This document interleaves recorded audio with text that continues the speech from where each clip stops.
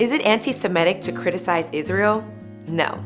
No country is immune from criticism. In fact, protesting or criticizing your government without fear is a sign of a healthy democracy. But let's be clear, there is a line between legitimate criticism and anti-Semitism. Way too often, anti-Israel protesters cross that line, and anti-Semites co-opt the results. So where is that line? What distinguishes legitimate criticism from anti-Semitism? Let's start with the obvious. It is never okay to say things like this, or this.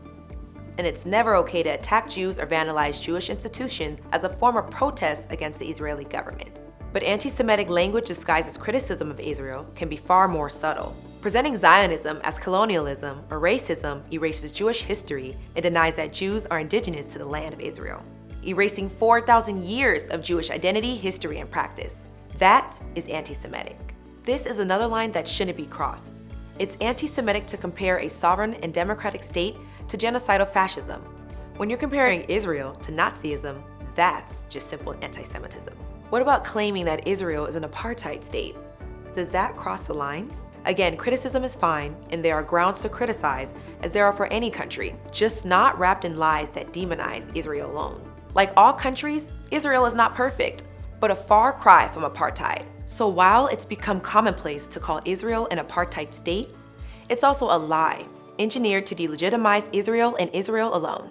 Comparing Zionism to Nazism and accusing Israel of colonialism and apartheid quickly moves to the accusation that Jews have dual loyalty or use money to control politics. Like the accusation that politicians who support Israel are promoting allegiance to a foreign country and the suggestion that Jews buy political support, this is anti-Semitism being passed off as legitimate criticism of Israel. But it's not legitimate, it's anti-Semitism.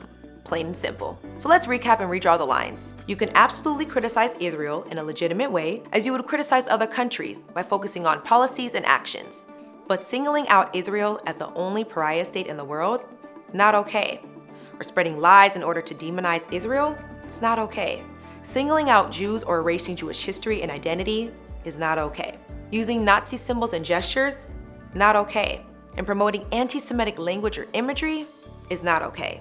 That's hatred of Jews, and it has no place in any conversation.